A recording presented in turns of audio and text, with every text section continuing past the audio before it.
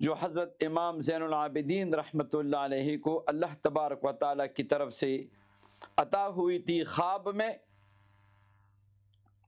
اللہ اللہ اللہ الذی لا الہ الا هو رب العرش العظیم.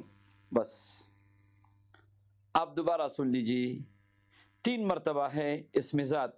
اللہ اللہ اللہ الذی لا الہ الا هو رب العرش العظیم. پڑھیے میرے ساتھ.